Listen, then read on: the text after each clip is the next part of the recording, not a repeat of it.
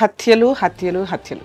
భార్యలు భర్తల్ని హత్య చేయడం, భర్తలు భార్యల్ని హత్య చేయడం, పిల్లల్ని తల్లులో తండ్రుల్లో హత్య చేయడం, తల్లిదండ్రుల్ని పిల్లలు హత్య చేయడం, ప్రేమికుల్ని తల్లిదండ్రులు హత్య చేయడం, తల్లిదండ్రులను ప్రేమికులు హత్య చేయడం రిపీటెడ్గా చూస్తూనే ఉన్నాం. కొన్ని రిలేషన్స్ని మనం చాలా ప్రొటెక్టివ్గా మాట్లాడతాం. అమ్మ పిల్లల్ని కడుపులో పెట్టుకొని చూసుకుంటుంది.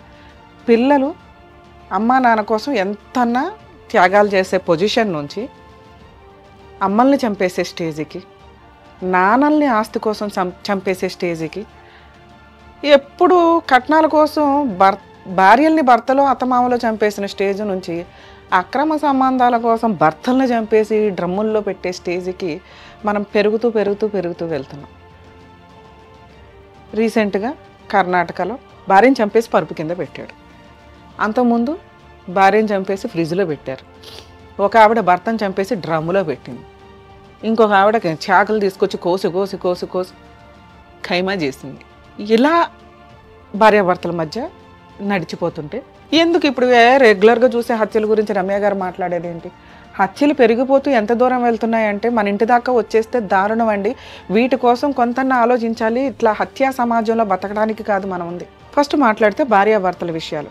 తిప్పి కొడితే పెళ్ళై 1 year కూడా కంప్లీట్ అవ్వట్లేదు. దారుణం ఏంటంటే ప్రెగ్నెన్సీ టైంలో కూడా ఈ డిస్ప్యూట్స్ ఉంటాయి. కర్మ ఏంటంటే మ్యారేజ్లకి పెట్టే అంత టైము, ఖర్చు, ఓవర్ యాక్షను కాపురాలు నిలబెట్టుకోవడానికి పెట్టుకోవట్లేదు. సెకండ్ మాట్లాడుకుంటే తల్లిదండ్రుల హత్యలు. రీసెంట్గా ఒక చూసామండి మనం.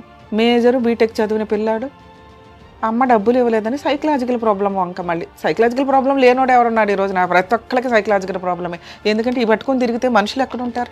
ఈ సైకలాజికల్ డిప్రెషన్స్ వచ్చినప్పుడు కన్న తల్లి అని కూడా చూడకుండా ఆ తల్లి కష్టపడి శాలరీ తెచ్చి ఇల్లు పోషిస్తుంది. ఆవిడ టీచర్ అట.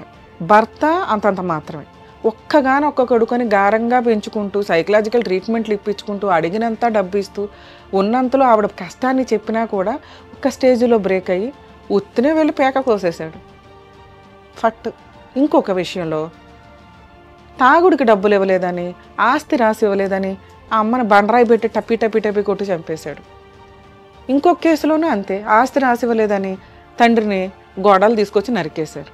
ఈ హత్యలని కంట్రోల్ చేయాల్సిన అవసరం మీ ఫ్యామిలీలో జరుగుతున్న ఆలోచన విధానానికి మీరు ఆలోచించుకోవాలా.